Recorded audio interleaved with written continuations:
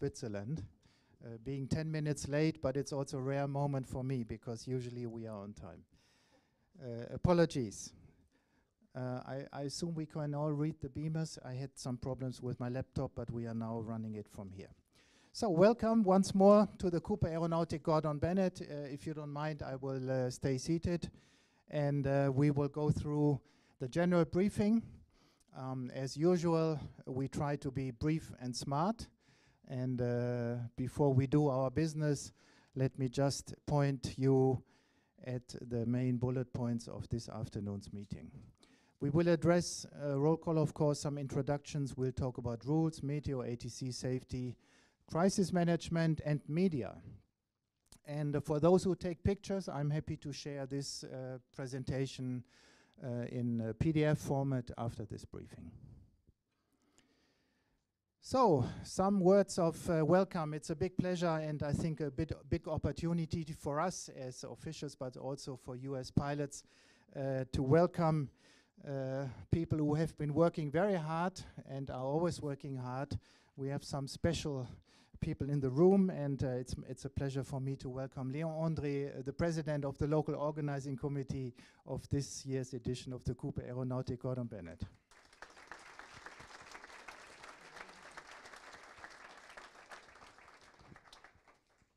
Good afternoon, also from my side. Thank you for coming to Bern. We like it to have a guest here, and our team worked very hard. Okay, our team worked very hard to make good conditions for this Gordon Bennett, including the weather, I guess. And we will have more time to be polite this evening. So welcome, and if you are missing something, please do not hesitate to contact us. We do our best. Thank you. Thank you. And also extend our appreciation to your organizing committee members, which are obviously working at this moment. Second, it's a personal pleasure, of course, and a great honor to welcome the FAI President Frits Brink from the Netherlands and his wife Tineke. They are both joining our general briefing.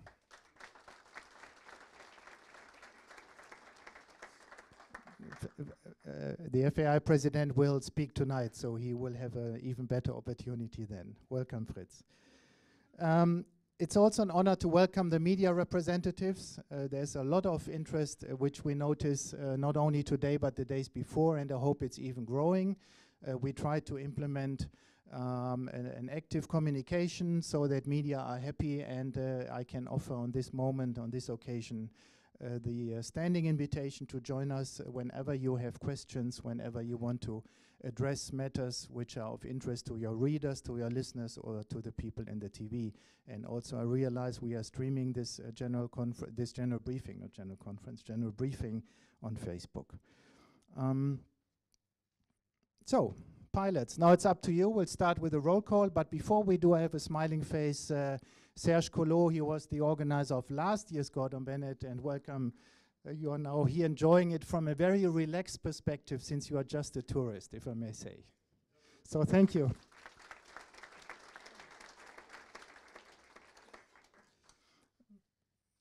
So let's go through the list of pilots, and we know each other, of course, very well, but there may be a few isolated people who don't know the names and the faces, so I ask you to just show your face to the people in the room. Ruth Wilson and Tanis McCarran from Australia.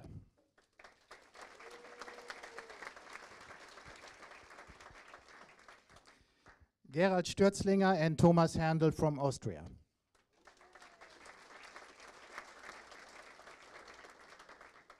Thomas Lewitz and Christian Wagner, also from Austria.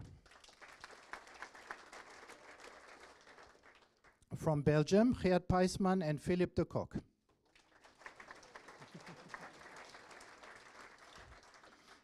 Philip is still traveling, so technically I'll keep this general briefing open until Philip is here, so that all pilots had been attending the general conference. I'll make sure that he gets the personal briefing he asked me because of travel. And I did the same thing, I believe, 3 or 4 years ago with Willy's team, if I'm not wrong. So with your permission, Philip is in the room. Jan Smercka and Aleš Vazicek from the Czech Republic.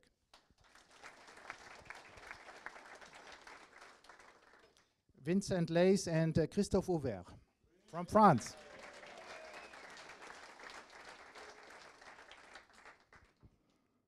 Also from France, Eric Desellier, welcome after a long time, and Hervé Moine.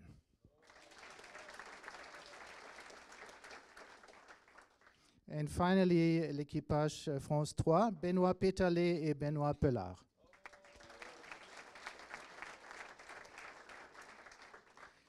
From Germany, Matthias Zenge and Benjamin Eimers.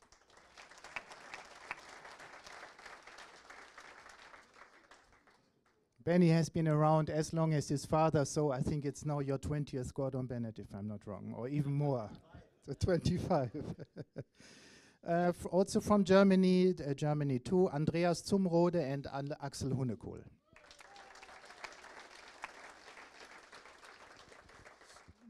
Team Germany number 3, Benedikt Munz and Matthias Schlegel. And I'll correct the typing error in your name, Benedikt, I'm sorry. Japan, Sabu Ishioshi and Komei Hashimoto. And always Ohayo gozaimasu. From Poland, Krzysztof Zapat and Krzysztof Borkowski. The second team from Poland, Mateusz Rekas and Jacek Bogdanski. From Russia, Leonid Tuktuayev and Maria Satkovskaya.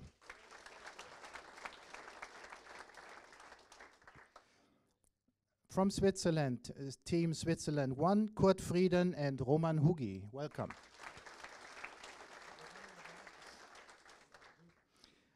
Team Switzerland number 2, Nicolas Thiesch and Laurent Cibot. Switzerland number 3, Walter Gschwendner, Voidel and Max Krebs. Welcome.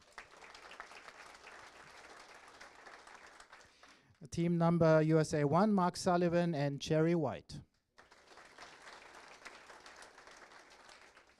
And last but not least, USA 2, Andy Caton and Bill Smith.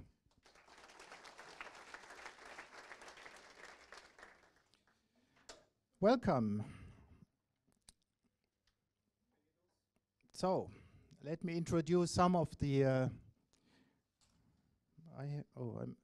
that's good. I'm printing on my screen, but actually this presentation is from this screen. It's an honor and also a pleasure to introduce to you the members of the international jury. Welcome to the jury president, Bengt Stener from Sweden. Johan Förstner, also a Gordon Bennett participant many times from Austria. Welcome. And Gary Lockyer from Canada, jury member. Welcome.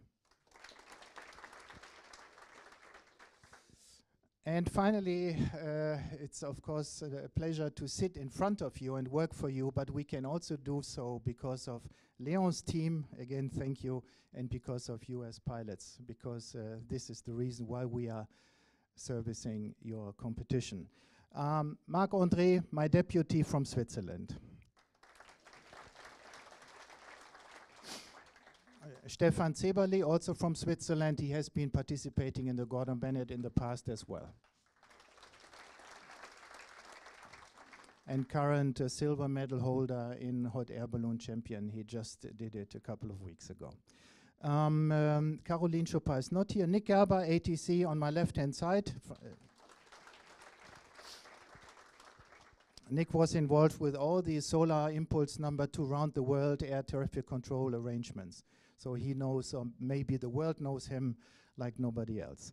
And Yves-André Facel, also supporting ex-Geneva Tower chief. Thank you very much. Lucas, the twin brother of Mark. If you mix up the faces, take your time to know who is who. Lucas, where are you? It's not here. Lucas will run the tracking functionality. And Peter, welcome, our madman, not the madman, but the madman. And okay, so let's start with the rules, and if you don't mind, I will take a seat now to go through it. I believe you have all the documents in front of you, or you have read it. I don't expect questions, but feel free to drop them on me. I would like to point your attention to 3 different points. The first one shown on the screen refers to the landing report. Those of you who are very experienced with the Gordon Bennett, they know that this is changed and that the reporting times are shortened versus last year. And the reason for this is media. And the reason is that we want to communicate early to the media officially about balloons that landed. Therefore, we ask you to report back to us within 1 hour. And please report back to us before you put the landing message on your own Facebook page. It looks a little stupid when we have to keep your flight technically as in the air, whereas the whole world who is visiting your Facebook page already knows about it. So you would like make our life and Sandra's life easier as head of communication to report back as soon as possible so that we can give confirmed landing times and landing positions. The second point is the time limit. It's a little bit more precise compared to the last years or last races. It just makes clear when we are going to communicate what, which times are counting, and how to submit complaints and protests. The official notice board will be a virtual notice board, and the procedure is as shown. Pilots may submit a complaint in email to Mark or myself. It's important for you that we only accept complaints and protests later on, if necessary, if they are submitted by the 2 recognized email addresses which are connected to the pilots. Yes, Stürzi? Thank you. Yes, thank you. Thank you. There's another.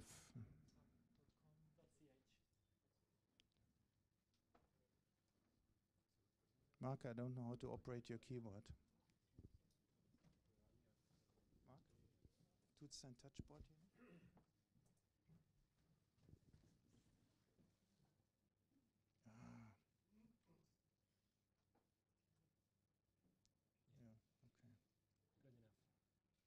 Okay, thank you.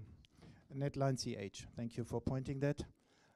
There's a money attached to a protest. You know that, of course, you can't submit money via email. However, I can give you my PayPal account, then it works, but we will not do it like this. Realistically, this procedure will be needed for complaints, which are more or less at the end when everybody is back. We believe we can manage this way, and we discussed it with the jury. Not really the protest procedure, but the complaint procedure, I believe, is accepted as such. If you have a complaint, send it to one of the 2 email addresses. We will then confirm message received. So as long as you haven't heard back from us, it's not with us. And in case for you to make sure, you can always call us to make sure that we don't have a broken connection or so. Willy, you had a question on behalf of your pilot, or was it just, oh, sorry. Okie dokie. Next slide then. Okay, before we talk about the list of open countries, do you have further questions related to the rules? Okay, I see none. Then let's move on to the open countries. And they have been published on the 25th of July and shared with you. It's unchanged versus last year. And I believe there are no question marks from you, unless you tell me now.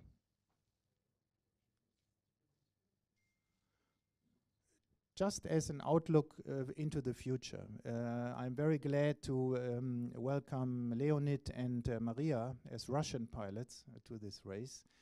And surely we have a thing to solve in the east, and that means opening up the airspace of Belarusia and Russia. Talks with Belarusia are very much advanced on the FAI level, and Russia we will approach with the help of our Russian friends, because we all believe it's time to go back in that part of Europe. Hopefully next year, we will see, but we will continue working on this to extend our space to the east. And I hope this meets your agreement. Yes?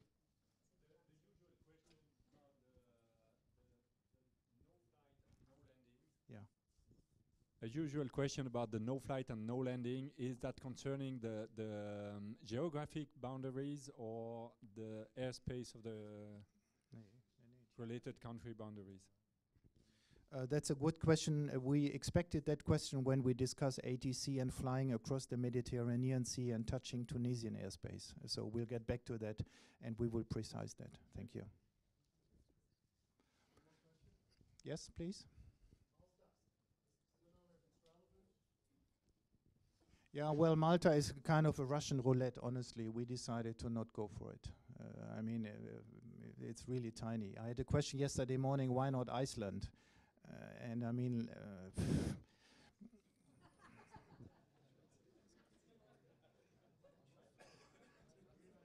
Cyprus is not in it. And the reason is, we all know that the eastern part of the Mediterranean Sea is kind of a difficult airspace because of NATO, Russian forces, and some statesmen in that area not behaving properly. And we thought we don't go to Cyprus. And the same is true for Turkey, which technically is a country which borders to Syria. And we need to be realistic. We live in a complicated world. So that's it for this year, but we will definitely work on Belarus and Russia with our friends in Russia and Belarus. Okay, that's something which has not been communicated yet. Please take a picture if you need to have this now. These are the official launch coordinates, which will be taken for calculating the results.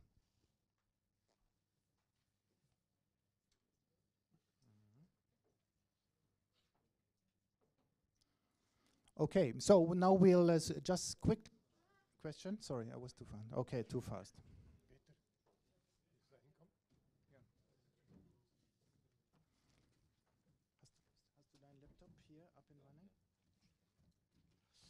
Okay, so we'll not quickly switch the screen to Peter Pöschel's laptop. He runs his media presentation from his screen. Give us a second.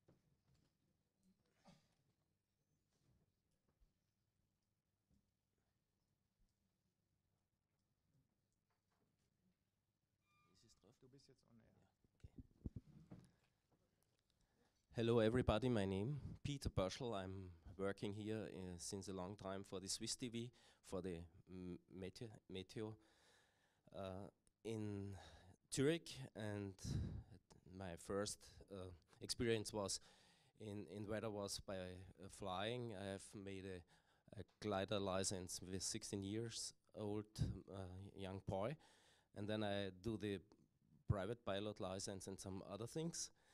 And now I have stopped flying, and now I'm interested how the other peoples and friends are flying during our space. The weather forecast is for this race is a little bit tricky, and so here the first build where is the way we can go. Is it above the water or above land? Here are the forecasted first tracks. One in the upper level goes to Italy, and the other one in the lower level goes direction to Spain along the Mistral Valley, so-called Rhone Valley. So this is the weather we expect also for tomorrow morning, but only for tomorrow morning. In the later afternoon, there comes an upper level trough, is situated about Balticum to France, and he is moving from northwest to southeast. And this causes a pressure gradient of higher pressure in the east and lower pressure in the west, and we get in the lower level a peace flow. At first we have only 1 to 2 hectopascal, and then in the later afternoon about 18 and 20 we get 3 or 4 hectopascal. It means that the gusts will be increased.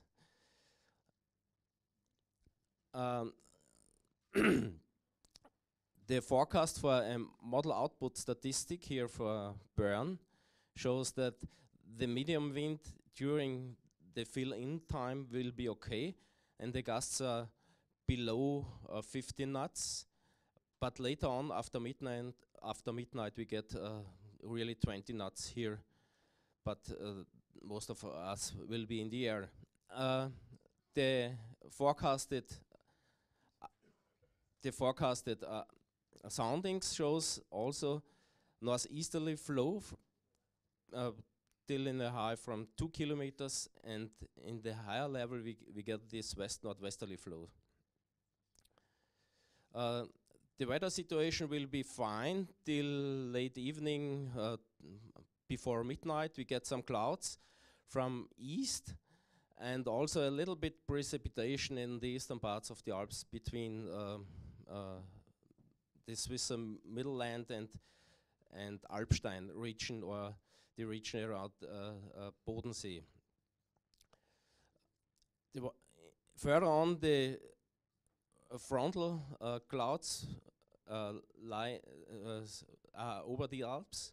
In the western region, direction to Spain, we will have a clear sky. Also, we have clear sky to Italy and Slovenia, Croatia in this area.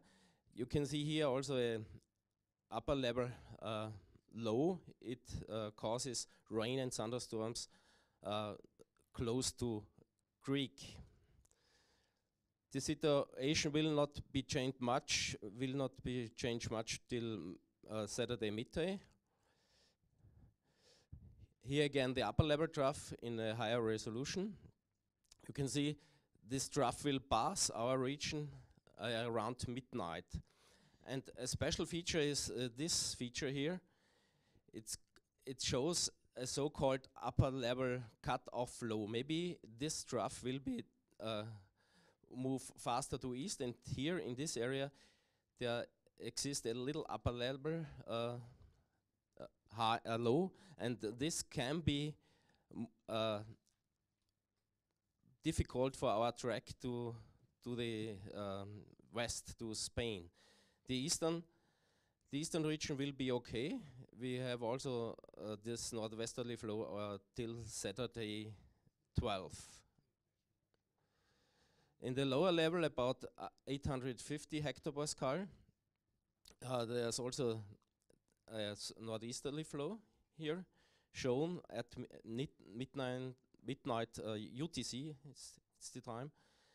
And here the wind, the expected wind in the upper level in the morning, in the second half of the night, you can see the one upper level trough moves above Austria and Hungary to the east, and here, this region, there's a separated upper level low, and this is a little bit tricky for the decision and for the tracking, the possible tracking tomorrow. It moves, this upper level low moves to Genoa, and the other part of the upper level trough towards to the Black Sea. So make it a little bit faster. In the afternoon we have at 23 local time, in 1,500 meters or in 850 hectopascal, a northwesterly flow with a medium wind about 20 to 25 degrees in our area. We expect this. And it's increasing during this second part of the night. It's about 30 degrees. The direction unchanged. Knots. Knots. Sorry. What's not? In the lower level, the ground wind, it's not very strong at 20 local time, and it's decreasing and go to northeast in the so-called peace direction, with about 10 knots in medium, with an increasing path here in the Lake Geneva. This is the gusts at 20, not more than 18. It's the maximum high here in this area. More increasing gusts coming from the north, from the Jura region. And the strongest gusts and the heaviest gusts we have tomorrow, short before midnight in the region of the Lake Geneva. It's about, the colors about 30 to 35 knots. Surface gusts. And the cloud will be along the Alps, increasing during in the eastern part of the Middle Land, and in the western part they are sky clear. Mostly in our region we have some clouds, an increasing cloud cover after 20 local time. And some precipitation will be forecast, but all this precipitation is east of us. For the flight region, precipitation forecast till Saturday, it was a little fast. So, at Friday here along the Alps, precipitation field, then in the Mediterranean Sea. Spain will be dry, and Italy, no problems, and also in the Balkan area, no problems. And 6 o'clock, no change. And also for Saturday, 21 Zulu, it means 23 Middle European summertime. We have no heavy rain in our expected areas. It's the direct forecast. In 2 hours, as we can see that we overfly the region of Geneva towards to France. If you decided the lower level, in the higher level, it goes direct to south of Austria and in direction to Adriatic Sea, in the northern Adriatic Sea. And at least a forecast for 18 hours flight. The highest distance will be in Montenegro, and the other one here in the east of Barcelona. Maybe there's some layers you can have. You can change your direction. We have only made this levels in 950, 900, 850, and in the higher levels. So I think it would be a nice race, but a very difficult race. I think it's so-called inverse paintball game, not paintball game, some no, not a flipper game. But I think it's flightable. It's not too long, but very tricky. Thank you. Thank you, Peter.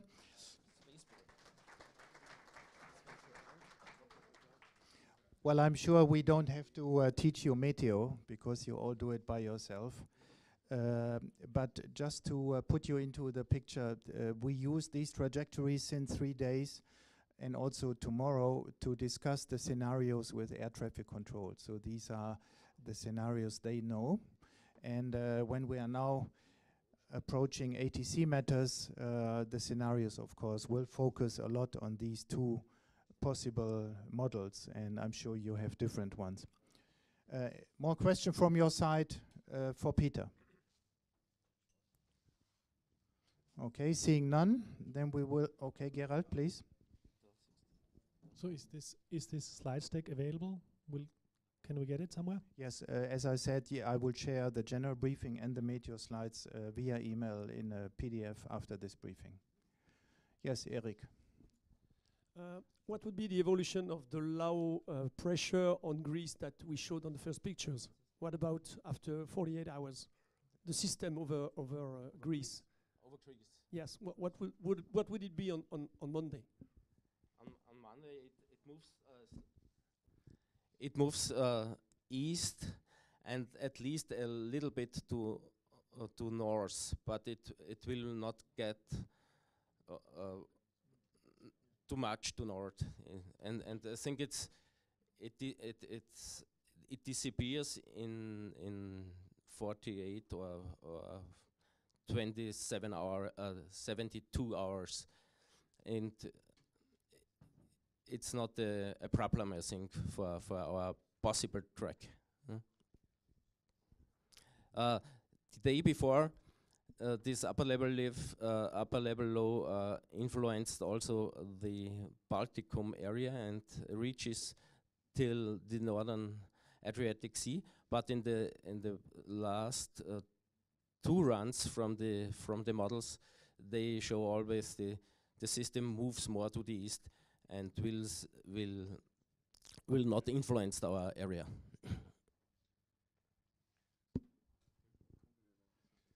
Also, we'll update you tomorrow morning in the briefing as well as tomorrow evening, and we'll see then.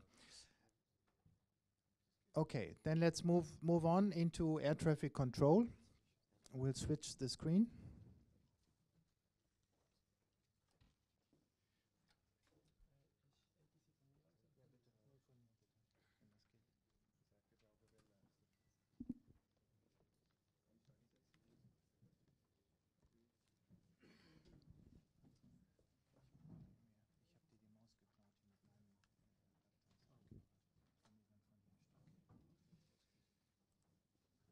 Okay, ATC. I introduced already Nick to you, and Yves, André, and Caroline will be with us later. Before Nick takes over, I shared with you via email just half an hour ago some documents, and I apologize that you did not have the time to go through it. However, you will have that time later, and we also will bullet point at some of the main messages in the email in the coming presentation. And feel free to ask us. So you should have received these documents, which are currently shown. And Nick, now it's up to you to take over. Hello, everybody. Now, after this colorful presentation of Peter, this one is more, again, just reading and some red spaces, but nothing very exciting. Air traffic control with the flight plans. We will file the flight plans this afternoon. And so there's no problem for departure, but for landing, you must close the flight plan. Do not forget that after landing. With the ADC, do it just before landing if you have still contact with them.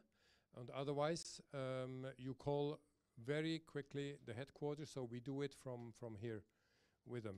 Might also be, in some you will see, in some places you have to call the police to check your documents. So we will anyway confirm when we know that you have landed. We will confirm with ADC that you've done it. But we wait for your call. Then, the takeoff tomorrow evening, you will get the 7,000 squawk. That means you have to set it, and everybody will be on 7,000 with burn tower, which will identify you on the radar. And you must know if the transponder is not working, you have to land again. So really, really, we urge you to prepare your transponder correctly. You need mode S. That means, please check if your call sign is the correct one on your transponder, not that you take the one of your friends. Anyway, you get some information on the last briefing. After the takeoff, I told you this, with the 7,000, then the frequencies you see. Bern will transfer to Zurich or Geneva, and you have to listen to the briefings we will give you tomorrow morning and afternoon. Then, change. Okay, just an information we have up to now. After takeoff, when you go westwards, and if you stay below the airway between Bern and TMA Geneva, the maximum flight level is flight level 100 in airspace Echo. You have no right to go into the airspace and into the airway, which is from 105 upwards. When you approach Geneva TMA, of course, approach will clear you into airspace Charlie when you are at these altitudes. We have to clear this afternoon what will be done if you go eastwards. Normally you can fly up to flight level 150. We have to check for the airway crossing if you go through the Amber Niner towards the east. That will be communicated tomorrow, it's a detail. Then I come to this counter briefing you have received with the mails about 1 hour ago. And I will not go through all the countries, but there are some important information we can give you. First of all, do not forget to read a little bit this general, that are definitions, and also check the VFR rules and all these special rules which have been given by the EU and the CERA. Please do that, and don't forget there is no VFR, no night VFR, and the special VFR clearance in the CTRs. Yes? Yep. No question. Then, next is red zones out of boundary, out of competition, are Kosovo, Russia, Belarus, and Turkey. We tried to go through Russia, but we did not reach the ministries in Moscow because it's a diplomatic way, very long procedure, and we did not reach them at time. So as Marcus told us, it's for next time. Anyway, this year, it seems that we will not go in this direction. Next is France. France is quite complicated. You got also 2 documents. The one was a handout when you checked in. This is the less important. This is the less important. The more important one is the one you got via mail. This is the note. Because in here you have all the frequencies in France, and you have also all the drawings with frequencies in the sectors. So that's really the paper you have to take with you. Especially please do not call ATCs when you are, not you, but your ground crew. Tell them not to use these phone numbers, because I think my colleagues in France, they get crazy if 22 crews will ask them if you can pass through this or the other zone. So please abstain from that. What is special also in France is if you want to go through a special zone or enter a new area, you have to call on the frequency 30 minutes before you go or you get to that limit. Also border crossing, you have to advise that you're leaving the border or you're getting into France 30 minutes before. We'll do it from here, but they want that you call them also. Next. Next is Italy. Italy is quite complicated, as you've seen. We have been negotiating, and not longer than 2 hours ago, we got really a clear picture of what you can do or you should not do. So I think it's self-explanatory, but I don't know if you have any questions about this first picture, which is Milano area, which is the Milano FIR and the Padova CTA. Is there any question for the time for this? Otherwise, you can also call us in the afternoon or pass at the headquarters here.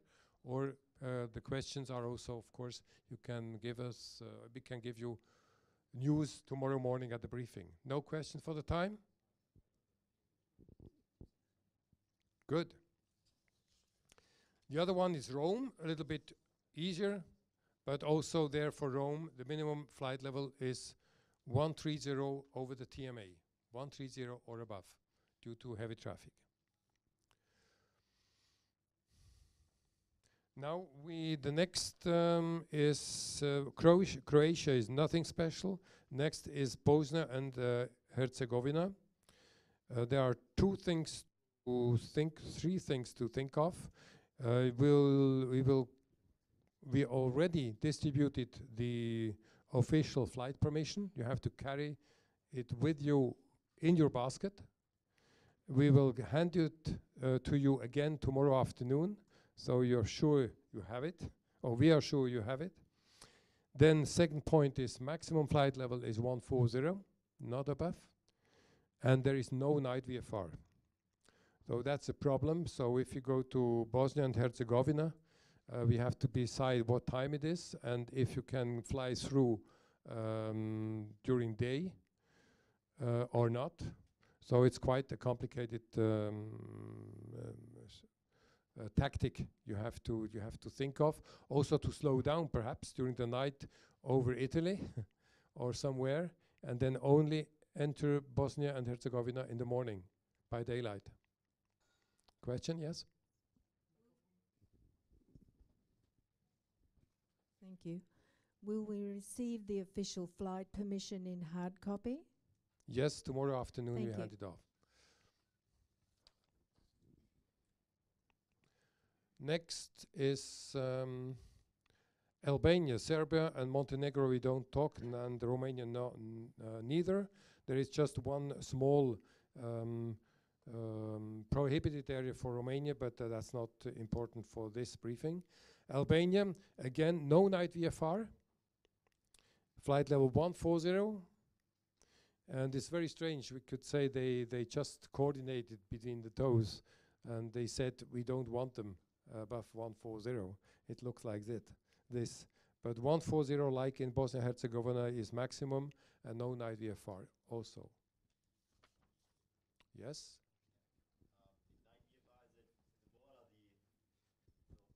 To the no night VFR, is it the border of Albania or is it the FER, flight information It is region? always also what has been asked by Nicola before, is always ADC, and that's a FIR. It's not the political border. So that's a problem when we go to the south, to Sicily. So there is Tunisian FIR very near, and for the time we have no clearance to go in there. But the border, the political border is not there. It's just out, I think 300 miles of on the sea, or even not. So it's always we talk about FIR. So, but I can go get a clearance of the ATC of Albania to cross that during night. No. So Because it's closed by the competition. Yeah. Director. Yeah, it's we do not close it. It's Albania who closes it. So you can fly. We cannot. No. If you ask and you get one, okay. Okay. That was my question. Yeah. Okay. Okay. I understand. Yes, of course. Yeah. But, Okay, but that is I important thing. think you That's will. a very important thing. Yeah. Yeah, I think you won't get it. I think. I think I will get one. Okay. Okay. For all. Yeah. It's for two things. For the levels, when we say it's maximum or minimum, I wanted to say that at the end.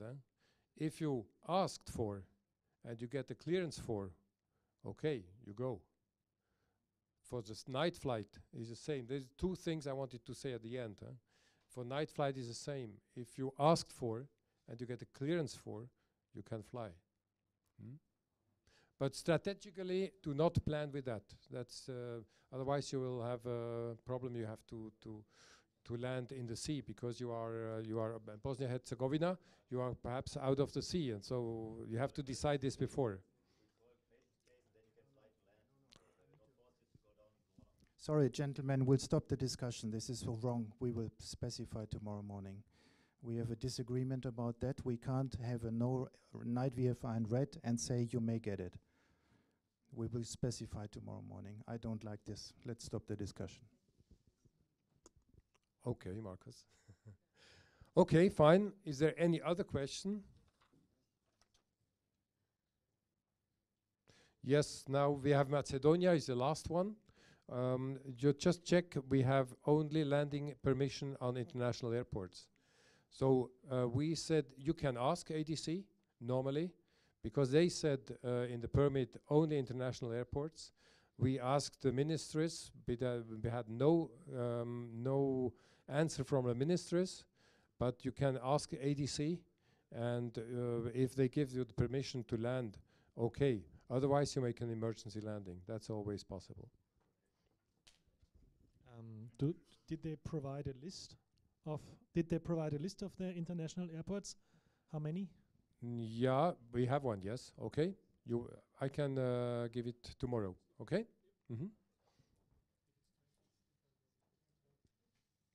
Any other question?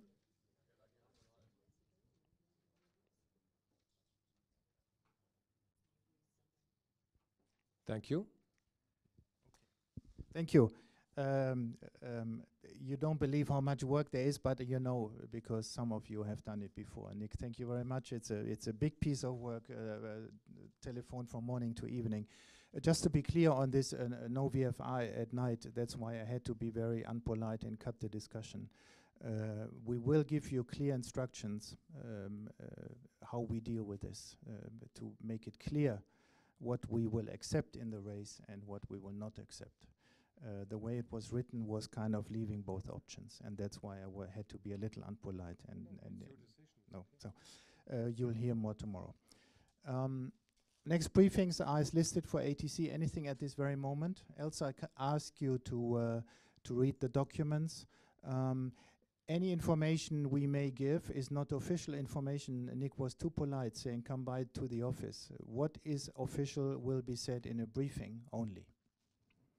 And if you have questions which are of relevance for all of us, we will revert with the answers in the briefing. We will not give individual interpretations except talking about what you didn't understand as a matter of courtesy. But official statements will only be made in the briefing, just to be more precise on this. Okie dokie, safety and where are we? Orientation. Stefan, that's more or less your domain now, but I'll talk you a little bit in before you take over. Also, Mark has some elements to add. I'm sure by now all of you have seen the launch field. You know where we are, you know more or less where things are happening. I need to ask you that those teams who are still parking on the tarmac, on the asphalt, where the food trucks are planned to be, The food trucks will be put in place tonight, and when they are there, you will not be able to get any of your cars or trailers out of this area. So you are locking yourself away. Therefore, please make sure that the food truck area is really clear of your cars after this briefing. Don't leave anything there. It needs to be clear. Once the food trucks are there, the place is blocked. May I just add to that, is like your parking area for the crew is in this field over here.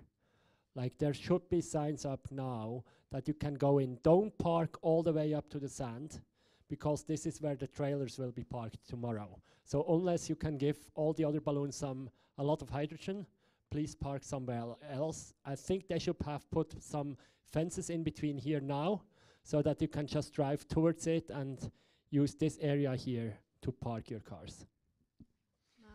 Mark, excuse me.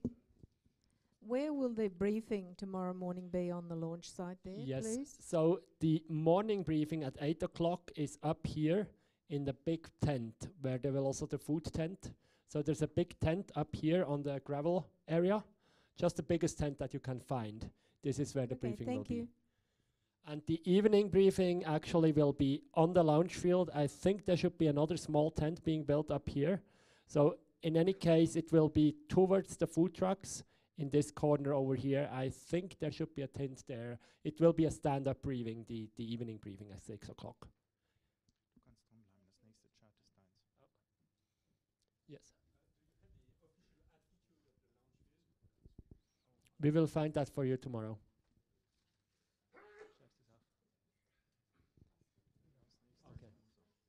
Okay, so some additional information on accessing the field. We try to be pretty strict this year, trying to really make sure that only the balloonists and their crews are on the field.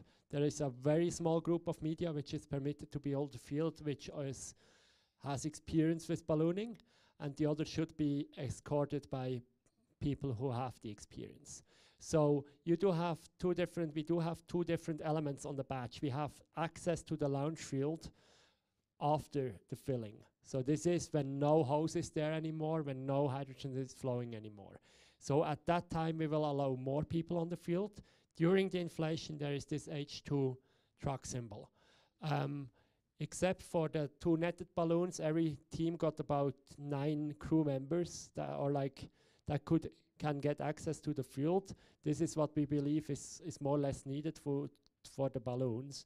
But what the pilots will be allowed to do is, you should get, and I'm told you haven't received those yet, so I'll make sure we know tomorrow morning how you get them.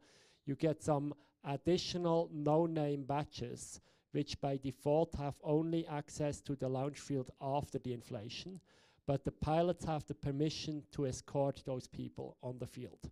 So they will be the pilots will be responsible that those people are usually within some proximity of them and they behave on the field. This gives the opportunity for the teams which still have some sponsors or some friends close, that they can get them for some time access, and then they will have to leave. Each team can have up to 4 access badges to do this. So the other elements are not so much relevant. It's just like this escort people symbol which the pilots will have to have so that they can escort those people. We also have safety vests that we will give the different people. So the officials will be in yellow. We will have all those escorted people, so all the guests that you take on the field, they will get at the entrance, they will get an orange vest that they also have to return when they leave the field again, so that we see all the guests on the field, and the media will have pink vests, so that we can really identify who is who, and we believe that everybody who doesn't have any of those vests is actually a crew, and they have to carry crew vests. We do have professional security on the field, and they will also check the badges, and they will not really do a lot of negotiation. Yeah. So just to summarize, once the balloons are fully inflated and standing, we release so that also those with those access badges, and that's VIPs, that's all the media, they can then freely move on the field and also get some more interviews. So that also means just always have somebody of your crew at your balloon, so that, yeah, we will not guarantee that nobody is taking something out of somewhere. So just, we will not have the security. That's still up to you to have somebody on the field that is close to your equipment. Yeah, you always have to have a pass when you're on the field, and yeah, media people will be accompanied.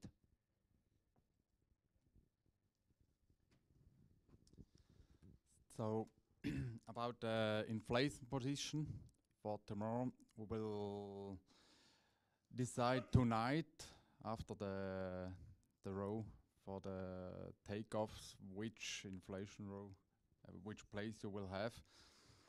So we expect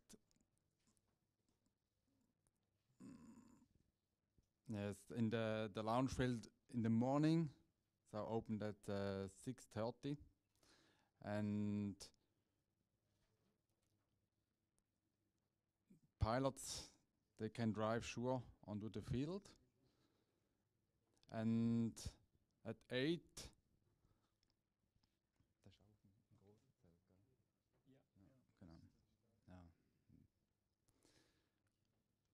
in the big tent.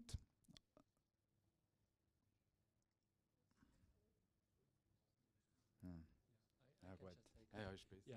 So sorry. So there's the briefing at 8 o'clock at the big tent, where we'll give you the update. Your crew can of course continue preparing the balloons, because at 9 o'clock all the cars must have left the field, and so that we can start doing the inflation. We need to be on time. As you've seen with the Meteor, we will have the wind picking up later in the afternoon and towards the evening. So we want to try to get up the balloons up as quickly as possible, because all you know is they can be much more stable once they're full in stronger winds. So that's why we really want to ask everybody of you to contribute to making sure the inflation takes place as quickly as possible. Also, that's also some experience from last year. At all times, somebody from your crew needs to be at your balloon. It doesn't have to be the pilot. The pilot needs to be able, when we go to the crew and say we will start inflation of your balloon in 15 minutes, then the crew needs to be able to contact whoever is needed to be able to do that inflation. But also once the balloon is standing, we still want you to be there so that you can react if there's something going wrong with the wind. I think this is normal responsibility, that somebody responsible for it can be a pilot, it can be a crew, is close to the balloon at all times. And as said, the launch field is open by 6:30. The ballast, the sand, will be placed before that by our team. So if you haven't done so, please put a label on your sandbags that they know to whom the sandbags belong, so that they also know where they have to put it. And you can drive your own equipment onto the field. The field is dry enough that we don't have to do that. You can do it yourself.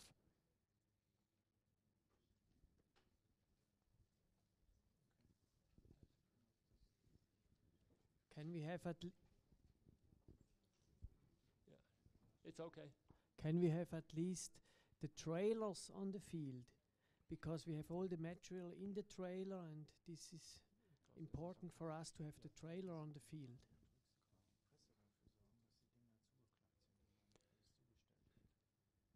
Yes.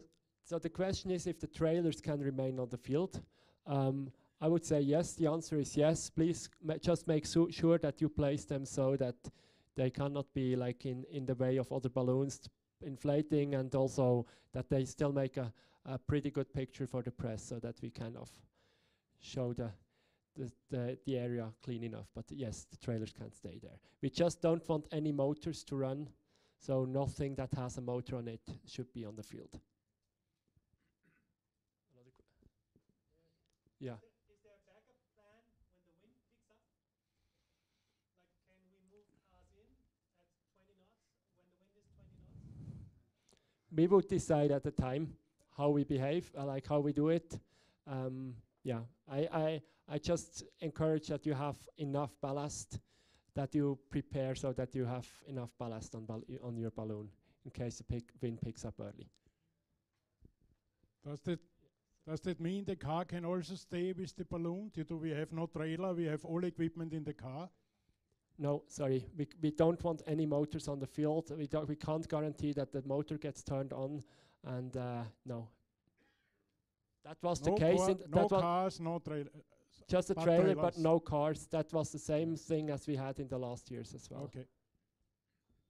One more from Gerald. Sand, but I can put it to a later point. I have a comment about sand. I don't know if it fits now or later. Well, I think we continue now with the next slides. Okay, we continue first, and then you can come back with that one.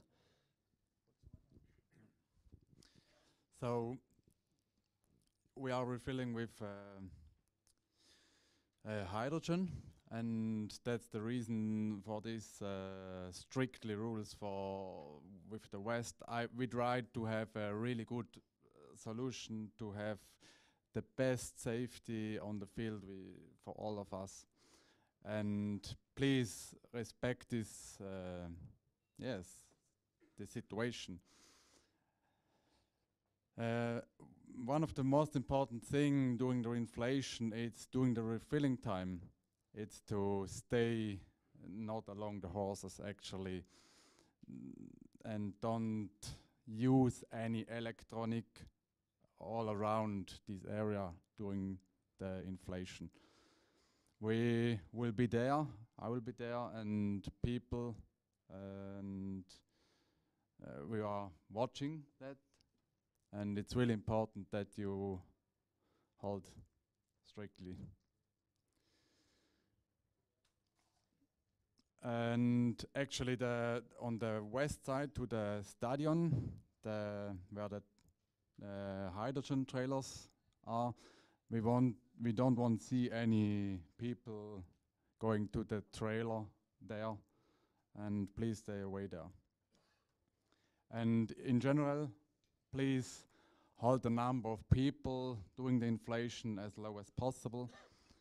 Don't take more people doing the inflation on the field as you are allowed. And also, there will be media and VIP people doing the inflation on the field as well, but they will be instructed and they know what they are allowed to do.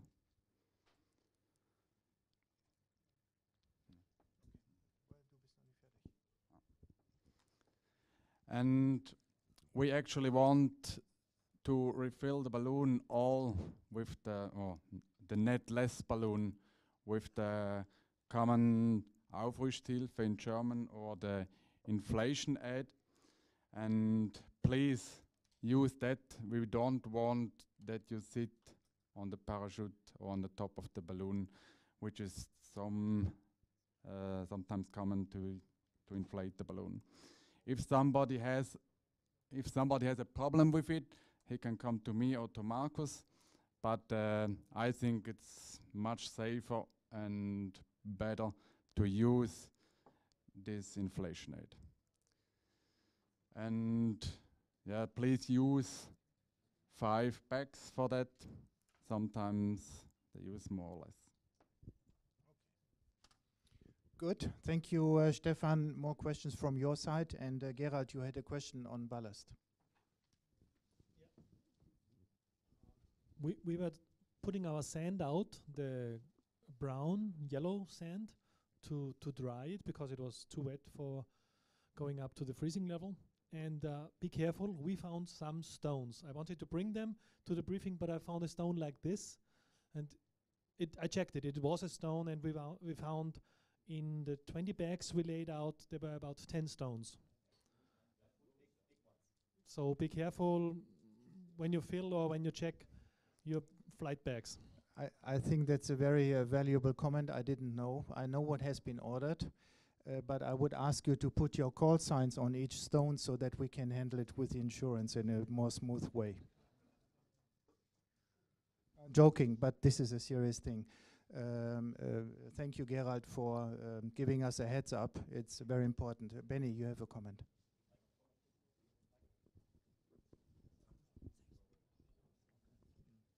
Just one point to use the inflation aid for the netless balloon. So I did about 500 inflations with a netless balloon without that system, and I think if you know how to do it, it's really safe. And I also saw some people who inflated with this one and they destroyed the balloon.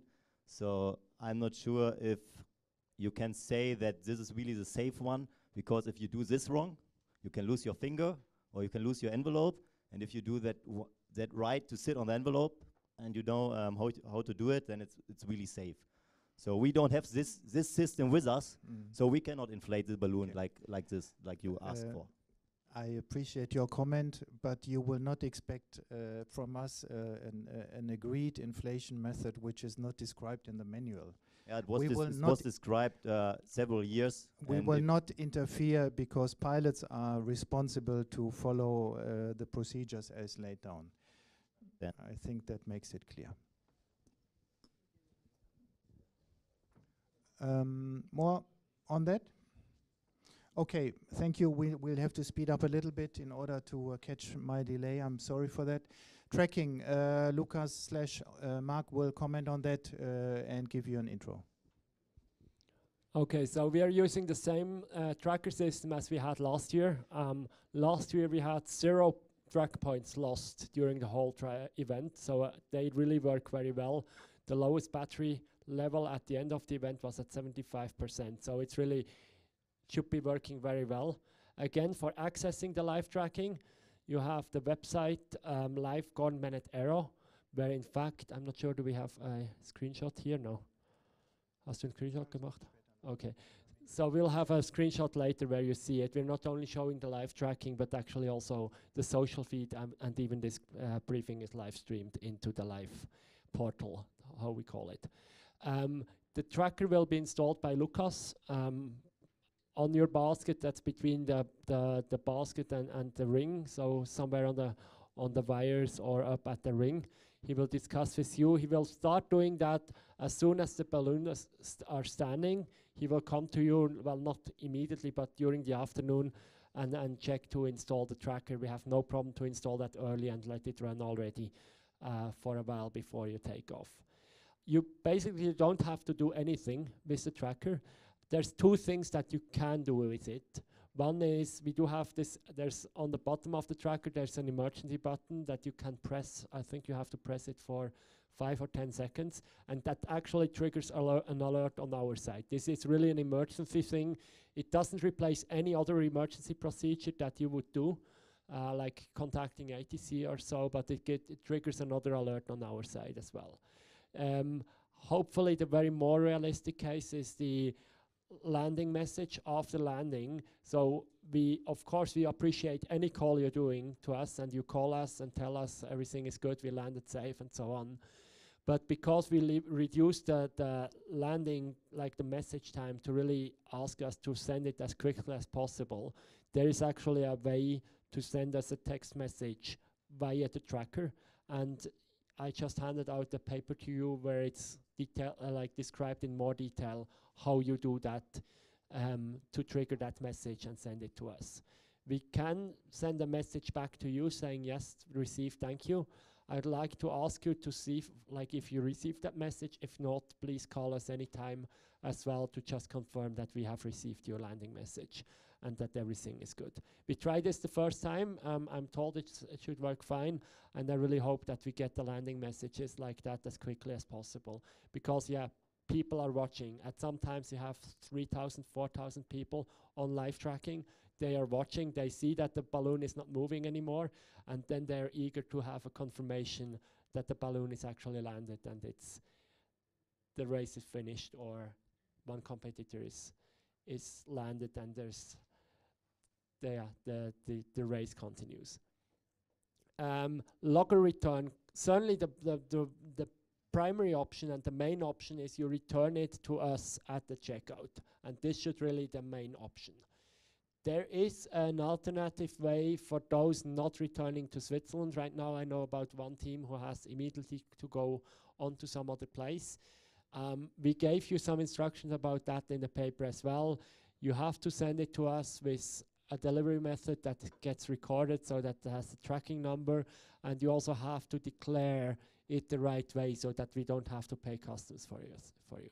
And we will then only return the deposit once we have received the locker. Again, this has to be done immediately after landing because we also have our deadline to return the lockers back to the supplier. Okay, there's a question from Bennett. Just one short question. The live tracking page, is there a live tracking page available for the team's headquarters to use that without advertising? The advertising is just on the top right side, showing the icon on there. So no, there's no way to put that one offline, but I'm sure it's not limiting a lot of the view. It's not like advertising that loads when you load the page. So I think that should not disturb your HQ too much.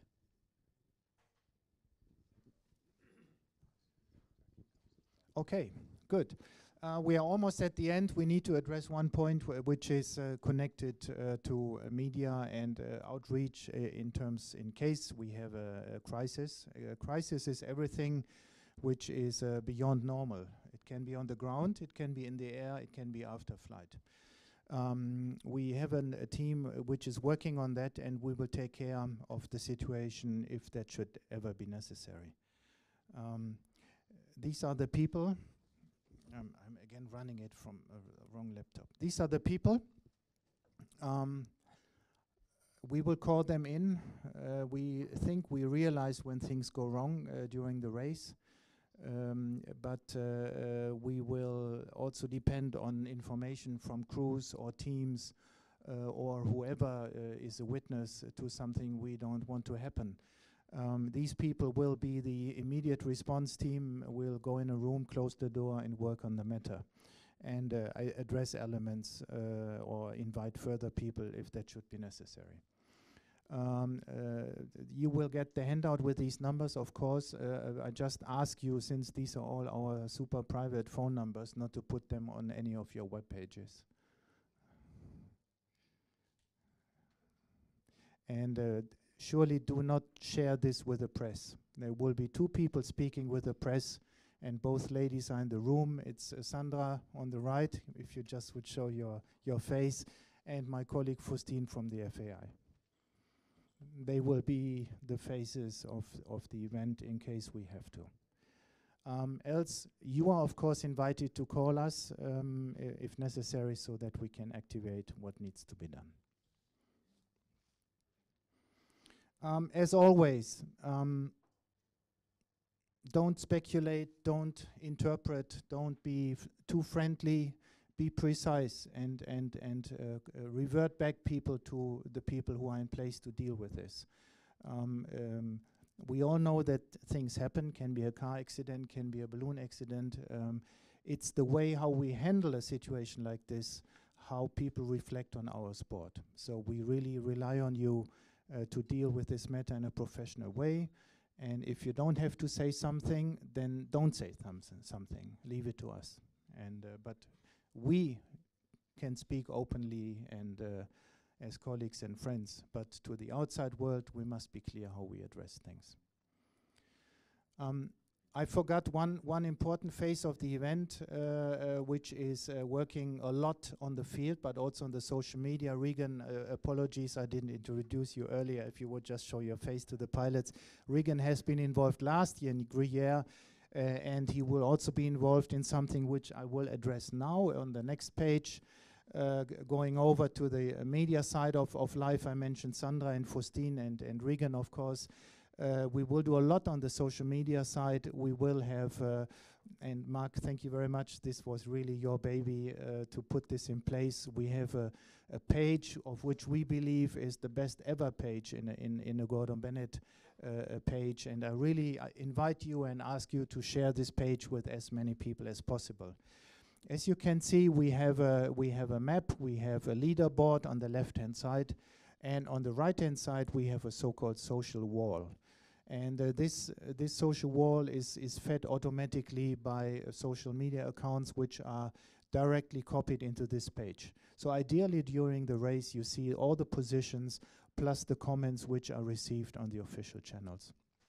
And by this way we want to channel the information to the world and be as fast as possible.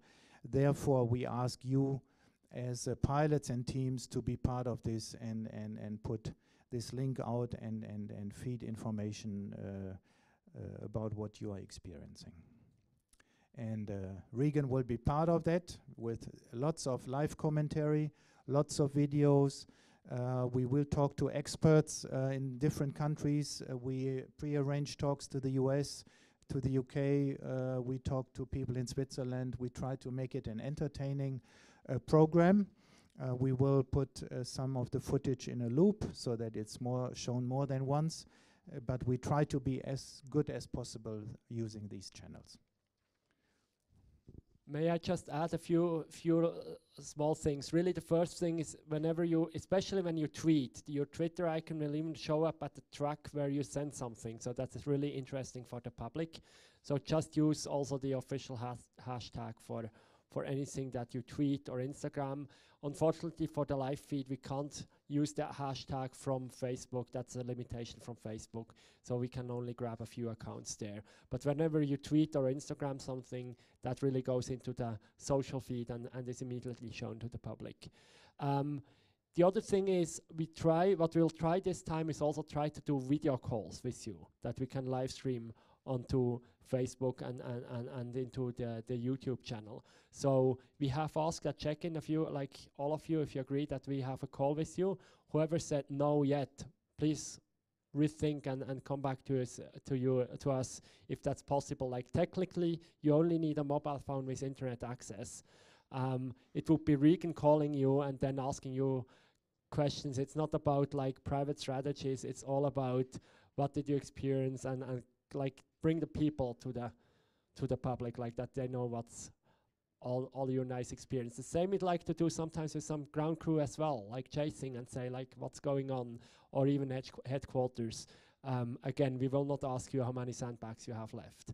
So it's all about telling lots of stories to the public so that they see how interesting this race is. So yeah, we'll try it. Let's see how it works.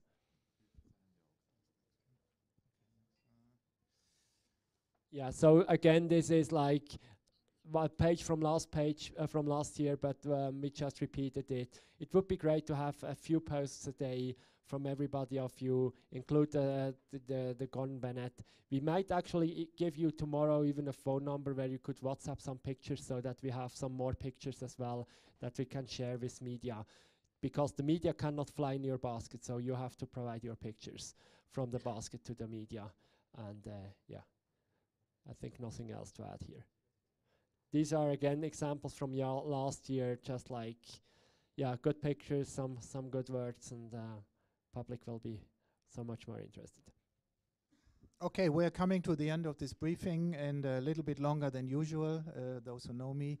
These are the next activities. Today we will meet each of us for the opening ceremony in Kursaal. Tomorrow morning at 8 is the briefing on the field in the big tent. As outlined earlier, inflation is planned to start at 9 o'clock. There will be a pre-flight briefing at 1800. And then a week later on Friday, 1900, 5th of October, we'll all meet us safe and sound, I hope, in the Kornhauskeller here in Bern. And then we'll check out the pilots as well on that day and have a pilot debrief and jury debriefing. Location will be confirmed to you for the next weekend for the checkouts and for the debriefings. All the venues of official activities can be reached by tram number 9, which is very convenient, I have to say. You all received, as being a guest in a Swiss hotel, a public transport pass, and tram number 9 takes you to all of these, to Kornhauskeller, even to Gurten. So very easy, very convenient. Don't start driving around in the city. I don't believe it's needed and necessary. Yes, if you're lucky and before 4 in the morning, you are lucky. I think the train stop around midnight.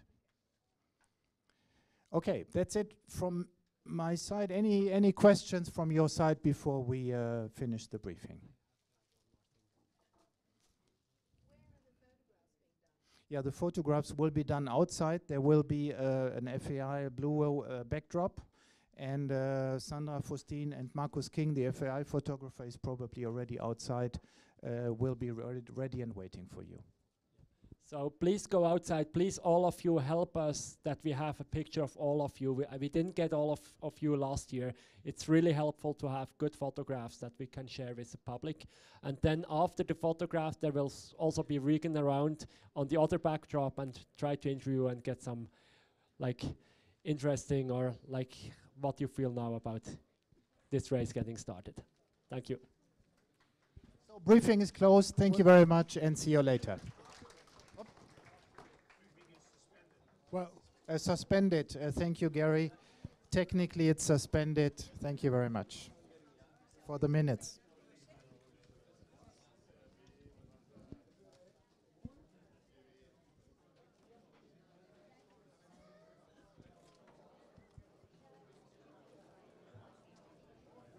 Ich habe eine Bitte an dich. Der Thomas Wetschinski, der Leiter vom Ballonmuseum Gershofen, kommt heute Abend. Kann ich für den bitte einen Ausweis haben, dass der, während wir füllen, mit drin bleiben darf? Ich hätte ihn gern bei mir. Also der Jans Watzke hat gesagt, er kriegt für den, ja, er kriegt den morgen früh. Jetzt habe ich aber verstanden, dass die wir morgen früh kriegen, nur den haben und den nicht. Dann müsste der raus und das wäre mir unangenehm.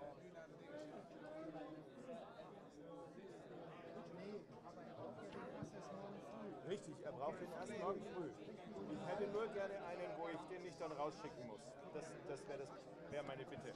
Dann lerne ich den endlich auch mal kennen. Ich kenne ein bisschen mehr von ihm. Total zerstreuter Professor.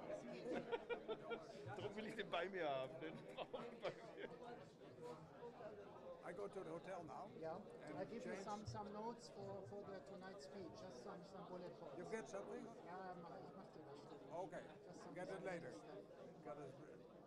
En dan, we zien ons in Poorzaal. Markus, kurze Frage. Flugplan hat sie mir schon ausgegeben? Ja, machen wir heute.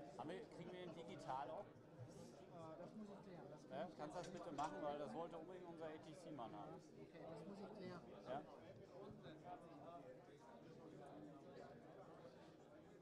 Ja.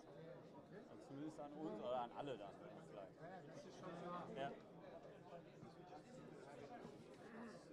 Danke.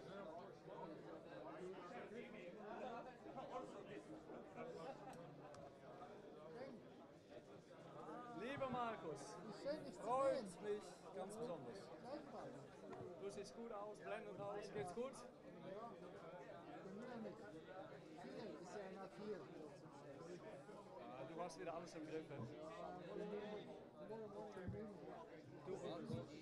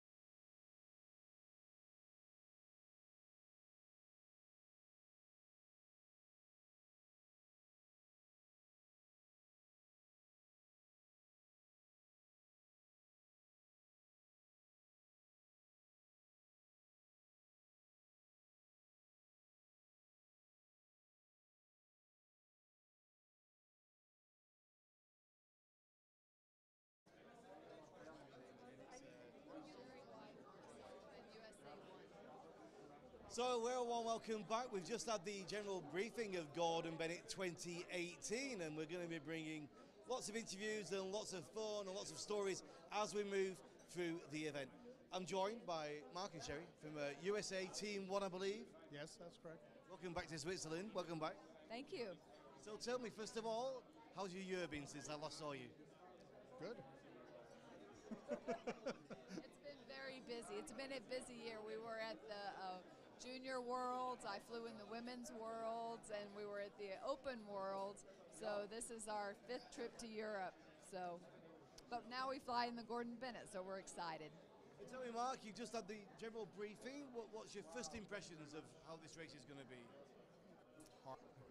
Yeah, it's going to be tough.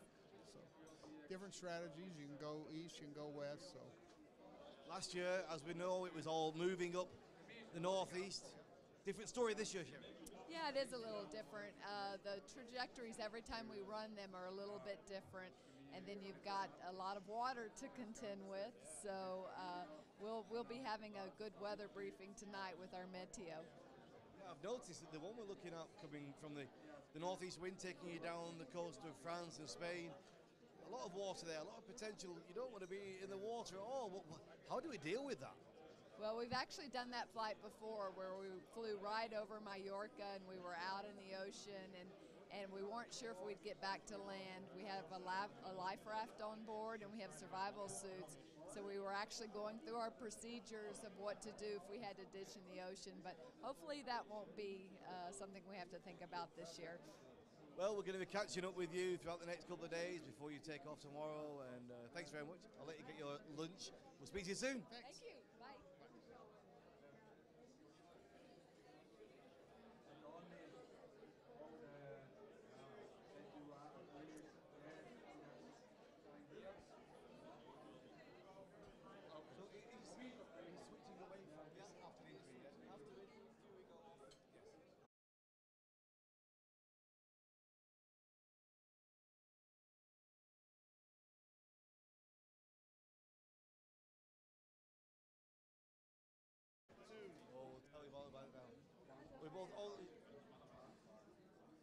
Welcome back, the first of the French teams. How many French teams do we have this year? We've got 3. We've got 3 for the 5th time. And tell everybody your names. Okay, my name is Benoit Pollard, and the pilot this year is Benoit Peterle, my friend here. Bonjour. Bonjour. Hello. Were you with us last year? The last year, yes. Yes, Yes, we were. Of course, we were. We are here. I'm running this year for the 10th time. It's the 10th and the last time. We've decided to stop next year. Really? Yeah, but because the Gordon Bennett will be run in France next year, and I will be busy organizing it. I can't fly and organize. Yes, it's. I've been watching Mark over the last few months. There's a lot goes into the organization. Yes, there's a lot of trouble with ATC, a lot of trouble with security. It's and those people. Those balloon pilots are very funny because they never answer to your queries and everything. It's a pain in the ass sometimes, but it's safer not to fly. This is France. Is it France 1, 3, France 3? France 3, yes. Benoit is. We've been flying together. That's about the 7th or 8th times we fly together. We're both called Benoit, and we're both eager this year to do a real great flight. Benoit, tell me about who do we have on the chase team? Who's doing the chasing? Who's doing the chasing? The chasing is run by my wife and a couple of friends. They are a very experienced chase team. Last year they were on our landing site within 20 minutes after we landed. They were good because last year that was quick. It was a quick flight. Now they're extremely good, and as I said, they are experienced. They've been doing it, they're enjoying it just as much as us, maybe. I think they're really, really good. Well, welcome to Bern. Thank you. Enjoy your lunch. Yeah, well, we've got no time for lunch. We've got to do the bloody sand now. Oh, we've got to do the sand. Sorry. Do the sand. The sand. Yeah. Watch out for those rocks. Yes, watch out for the rocks. Well. It's a good point because Marcus was joking about it, but if you dip sand from 2,000 meters or something, somebody goes stone. it will do a lot of damage. So it's not very serious for the Swiss. We thought the Swiss would be much better than that. I would have thought so. Yes. Okay. Enjoy it. We'll speak to you later. Thank you. We'll see you later. Bye-bye. We'll be back with another team very shortly.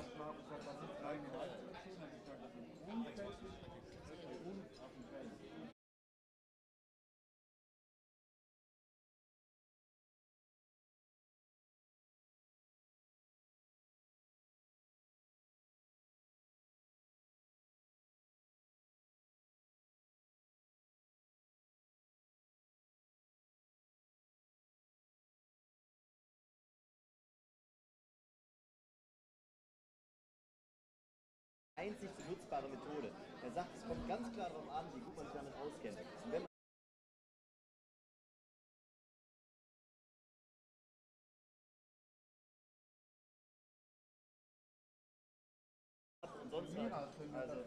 Welcome back with Japan 1. I remember you guys from last year. Welcome. This is, last year and this year again. And are you all prepared, all ready to go? Yes, we will go, yeah. I believe we have taken your meteorologist. He was with you last year, no? Yeah, unfortunately, but Peter was very important last year. How is the scene in Japan at the moment with ballooning? The weather is changing, like in many other countries. But okay, we can fly. Not gas balloon, but high-strength balloons only. You don't have any gas balloon race in Japan? No gas balloon races. The only hot air balloon races are there. Not yet. Not yet. But why not? Sometime soon, when we have a nice balloon, which is good enough to fly across the Pacific, we'll have a Gordon Bennett. Gordon Bennett race is changing category. The Trans-Pacific Gordon Bennett race will be. And your balloon, is it the same as last year? Yes, it is. We sent by air from Tokyo. How long does that take to get here? A few days or? A week, yeah. It's so long and it's very expensive. I can imagine it's very expensive. It is, unfortunately. How many people on the follow or the chase stream? 5, no, 6. 2 Swiss people and 4 from us. And any thoughts on the conditions, on the race for this year? Any initial impressions? We don't like to go over the ocean, so we're just wondering. The weather is very difficult what to do. We're waiting for tomorrow's update weather information. Yeah, it's tricky for everybody. It is very difficult to decide. Well, we'll find out tomorrow. Thank you very much, Japan 1. Thank you.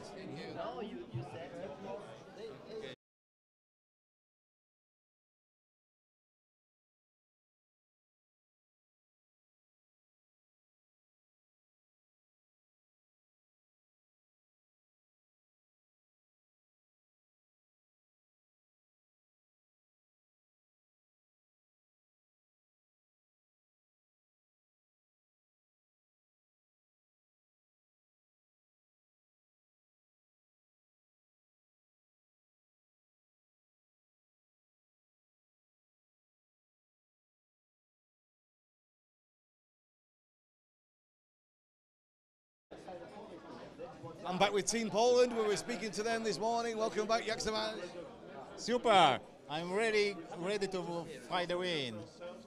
This chase vehicle that you've got, the follow vehicle, it's very special.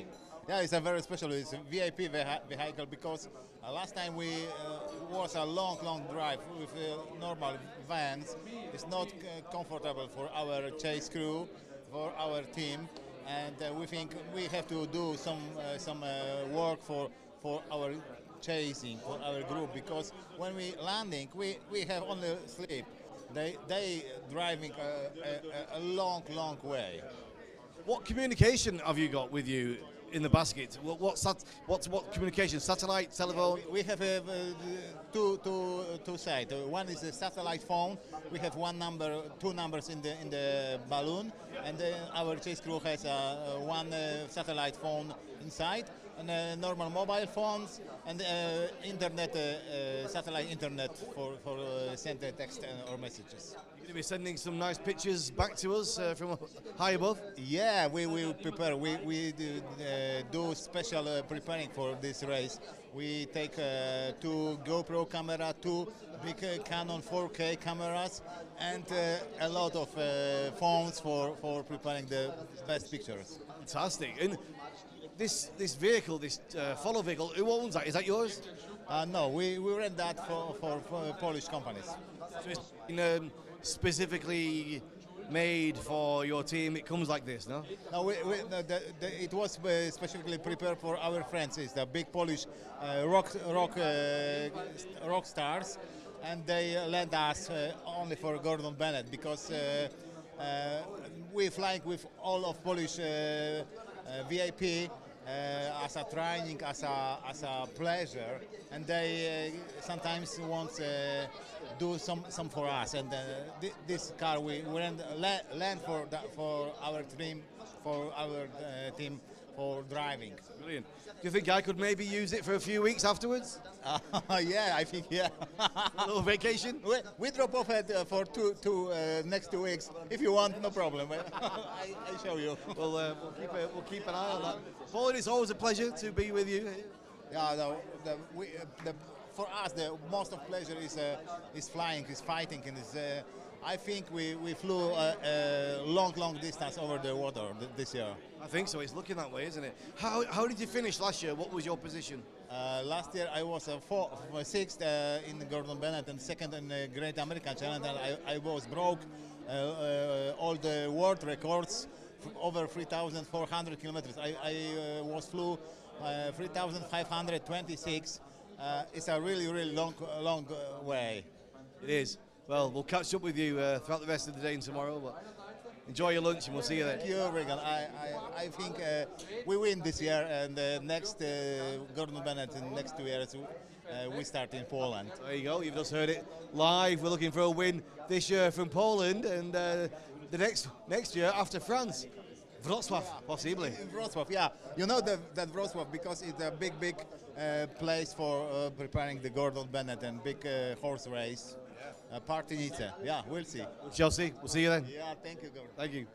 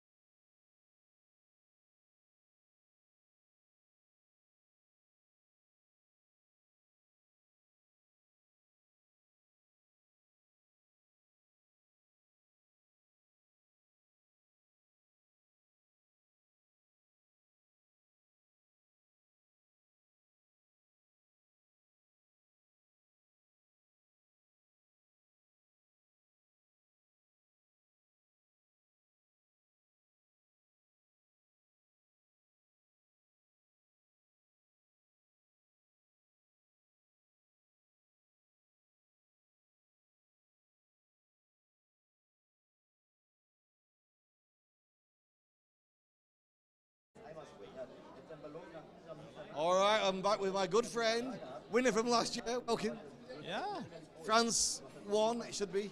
Yeah, still France won. Still France won. Tell me, what's been happening these last 12 months? Real life. Real life. Yeah, ballooning and jump. So yeah, it's during Gordon Bennett you always think about it. So you have something in the corner of your head, and just to debrief, to prepare, and so it's all Gordon Bennett is all the year long, with training flying and everything. So, but the real life comes over. Yeah, we have to do that. Tell me about this year. What do you think? What's your prediction? That's always the same question. To be honest, I did not do any analysis. As a Swiss. I never make any analysis before the morning day of the departure. Right. I don't, why? Because it took too much place in your head. So just to be relaxed, to have good rest. So we will come into tomorrow morning. Any change in equipment from last year? Yeah, we try to improve step by step every year. This year we've got a special tracking system just for us, for our control room, something already dedicated to well position the balloon, to have good communication with the control room. That this is more and more important because all the strategy is made on the ground. As you heard at general briefing, it become worse and worse to fly through Europe. Some countries are closed during the night. Some country lock you below some altitude. So it's a really hard job to imagine strategy, and the people on the ground who are working for us are making a wonderful job. And so they need to be. They need to.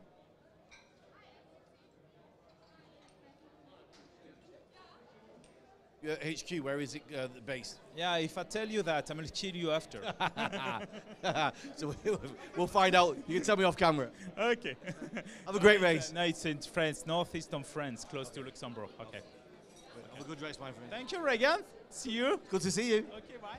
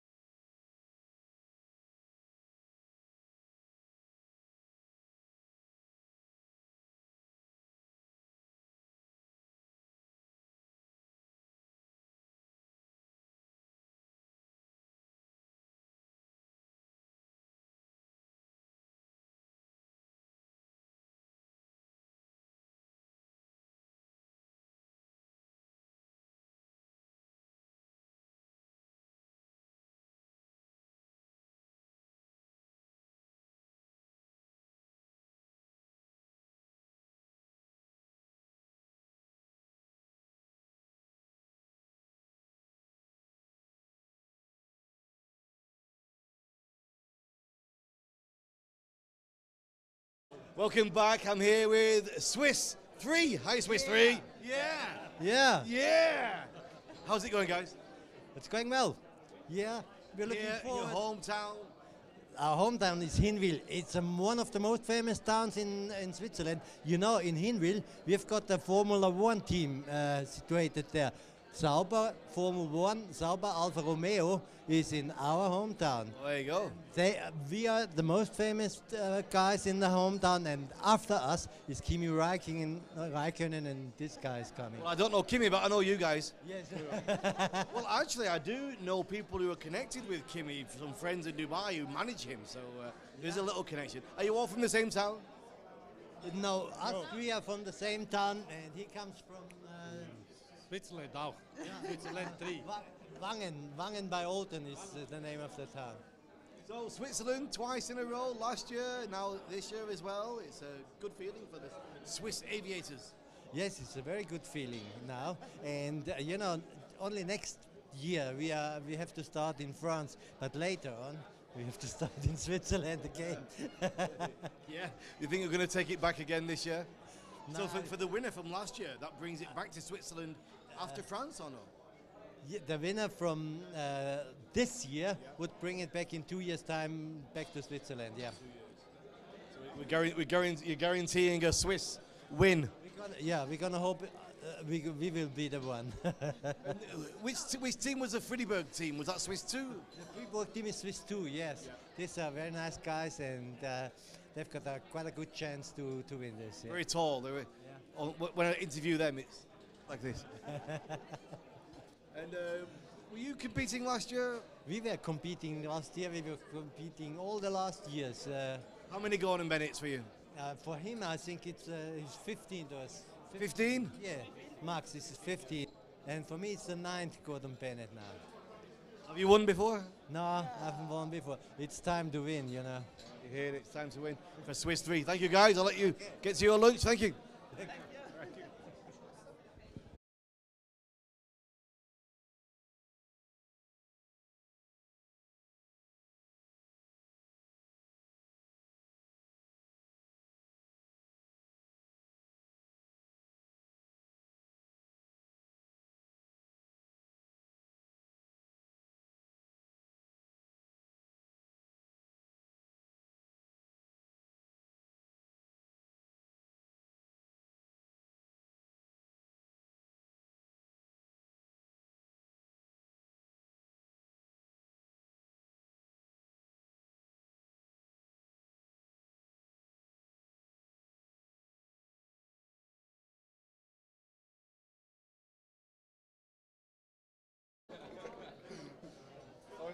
Yeah, I look like an official midget with these German guys. How are you doing, Ben and Matthias and Benedict, isn't it? Yes, it is.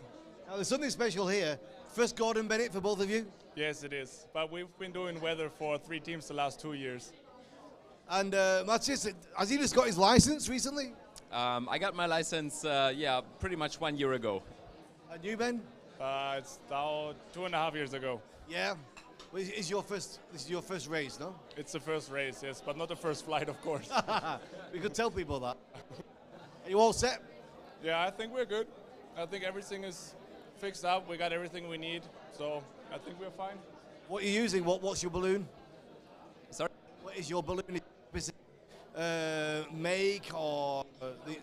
It's pretty much the standard Werner 1,000 cubic meters gas balloon.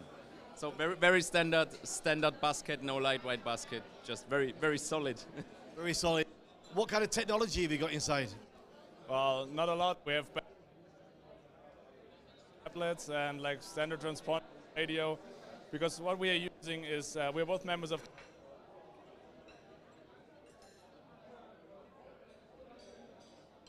Well, at least most of the equipment. There's still some special stuff you need to get for Gordon Bennett, which we ourselves, but. What do you think about the forecast, the tracks? Is it what you expected, Matthias? They've wished for something. We probably would have wished for a flight that goes more over land than the current scenario with a lot of water involved. But we're dependent on the weather, so we cannot choose. There's a lot of water this time. Oh, yeah. Last year, I don't think there was. I don't think anybody crossed water last year. There wasn't water. Well, Lake Constance, yes. Yes. But that was it, yes. Wow, so all to play for. We'll see. Well, still something you need to take care of as well, because you need to fly really high to cross them. So there is a potential, isn't there, tomorrow going high quick for the eastern track or staying low for the going southwest? These are the two possibilities, yes. And we will, of course, have a look at the new weather models coming up tonight, and then we'll figure out some strategies. Very exciting stuff, isn't it? It really is. Yeah, it really is. I think it was a dream of from both of us to participate for me at least for 20 years. So a lot of money.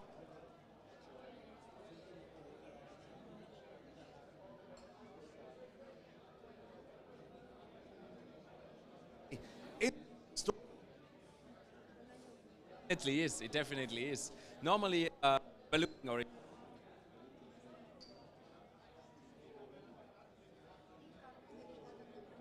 in the focus, like it is with the Gordon Bennett. It's more attention because it really is. Is it true there's less than 100 gas balloons? Hopefully, what it is. not not a lot more.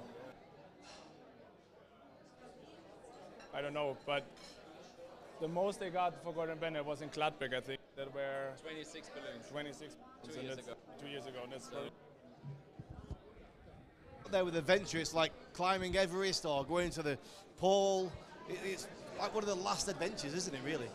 It probably is, because you cannot really steer. You always have to rely on the winds that are there. That's what Matthias earlier said. We need to take the weather we have, and we can choose. Good stuff. I'll let you carry on with your prep. Thanks for the interview, guys. I appreciate it. Thank you. Thank you very much. Okay, très juste, les gars. Bis Schluss.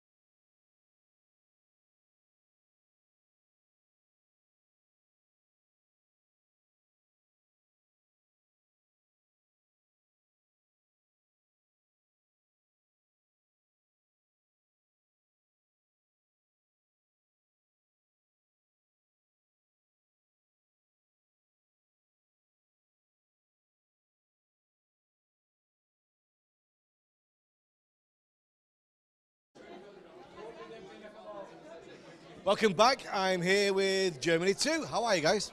Andreas zum Rode. Axel Hunekul. Were you guys racing last year? I don't remember. No. First time. Your first race? First race. Wow, this is always good to get people whose first race. Are you the pilot? Yes. Yeah. Must be. Yeah. Must be. And is it your first race here at the Gordon Bennett? How does it feel? A little bit excited, I must say. First sight, it's very, very fine, and people are very, very nice, and we're looking forward. If the start is tomorrow, it's not so easy with the directions, and we must see what the weather makes. What about all this water? What? I don't understand. There's a lot of water possibility crossing water. Water's no problem for us. Oh yeah? The balloon is very stable on the water. It's better than on the land to fly the balloon. Oh really? Yeah, really. Yeah, we make. And it's not our first flight over the water. We make 800 kilometers over the East Sea this year, and it's very stable. Affengeil. Affengeil. You're ready then? Yeah. You're ready. So what about these people that are filming you over here now? Germany 1? Germany 1, yes. They've got some history in the Gordon Bennett? Yeah. The IMAS is a name in the gas ballooning scene. How did you get involved? How did you start? We both find us. He's from another club, balloon club, in our region in Germany. Yeah. And I want to participate at Gordon Bennett, and Axel too. And perhaps Axel says something about who we meet us together. Yeah, we find us because he's the first president of his club, and I am the first president of our club, and so we have contact together. And another member from his club, Alphonse, said there are two persons who want to fly Gordon Bennett, and then we come together. But we also fly since we are so small. I learned gas balloon flight from my father. I was 7 years old. Wow. Andreas, look at if you want. From have the first contact with hot air balloons, and then as I was a pilot for 4 or 5 years, I decided to make the gas balloon pilot license also. And then I fly gas balloon for 2013, and yeah, it's very exciting. It's the most fabulous gas ballooning what possible with gas balloon. It's silent. It's long flight possible. It's not with the hot air balloons. It doesn't work so long. We got the German live stream here. A few words in German. Oberaffengeil. Oberaffengeil. Oberaffengeil. Eine Bein kann nicht stehen. Yes, and then we're very proud to be here in Bern and Germany too. And look at this now, 2 microphones wow, live to the world. Hello. Live out there. It's a big event. It's a lot of people watching. How long has this preparation been for you two guys? When did you decide we're doing it? How long ago? 2 years ago. 2 years ago. Yes. We must. We have a national qualifying in.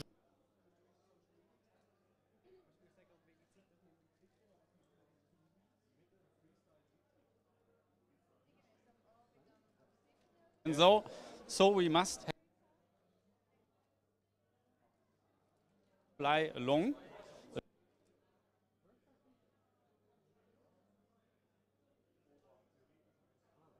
So we 2 years to have the chance to be at the Gordon Bennett run.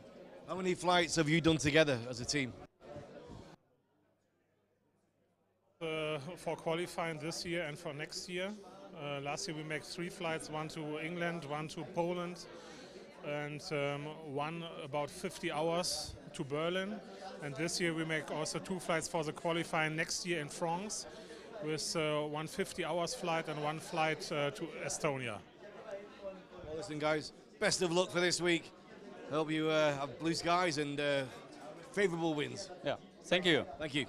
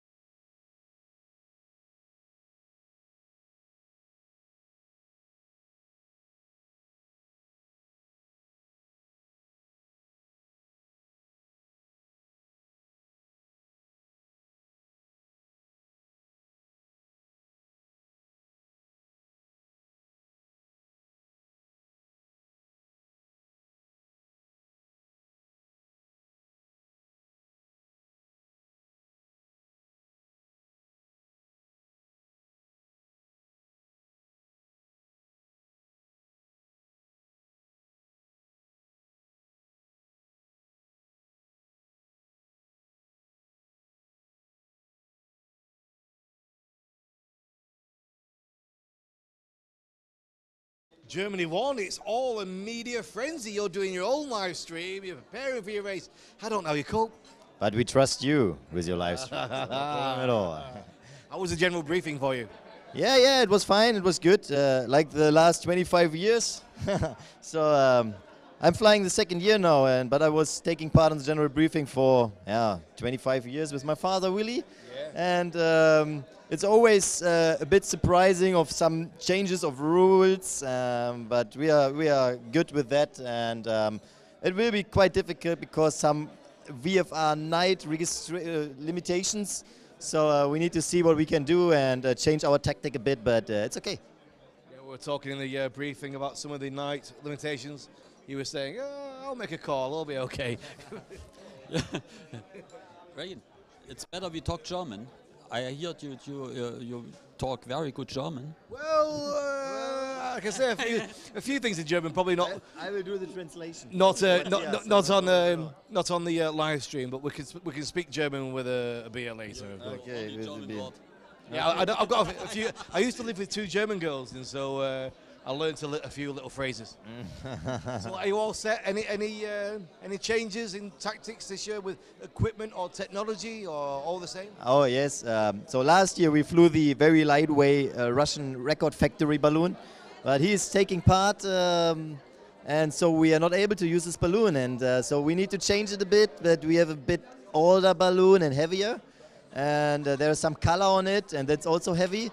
So we need to lose weight to compensate this, and so it will be a bit difficult because our envelope is 40 kilo more heavy than last year. Right. So that's a lot. That can make the decision if you can fly next night or not. Right. But we will change our tactic a bit because we have a heavier balloon, so we cannot stay as long in the air as last year maybe, or longer than better teams with lightweight balloons. So French one has a balloon that is 90 kilo less than our ones. 90 kilos, yeah, that's a lot. 90 kilos is a lot. It's another person. Yeah, it's a lot. Tell me a little bit about, we were talking there about these filling techniques, and you were talking about different ways of filling. You were asking for one way of doing it, and you were sitting on the thing. Tell me about that. That's always a discussion in the last years. So there are 2 techniques to inflate a netless balloon. One is to sit down on the envelope, and one is to make it heavy with sandbags. Right. So there are some persons, they think that the only way to inflate it is this with the sandbags. But we did a lot of inflations with person on the envelope, but you need to know how you do it. Right. And if you know how you do it, it's safe.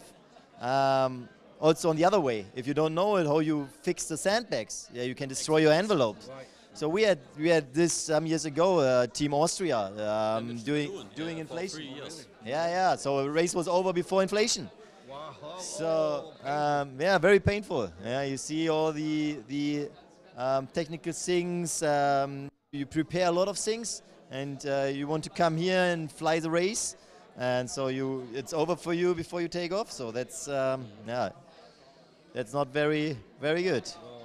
No. Well, listen, guys, Germany won, strong, looking for the win.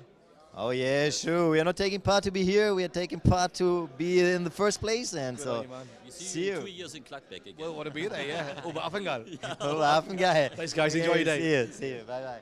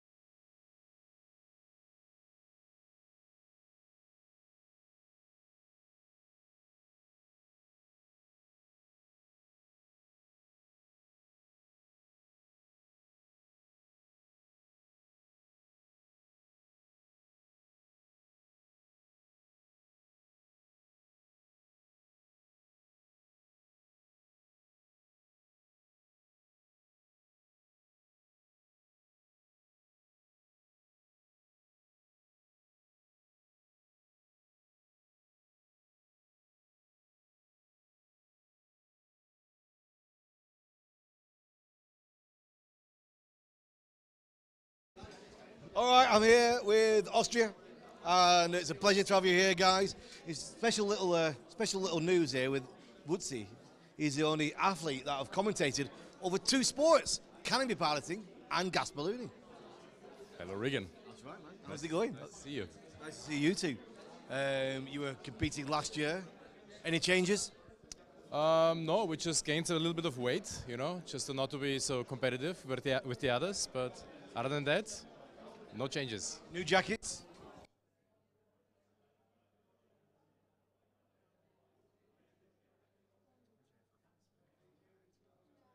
What are you using?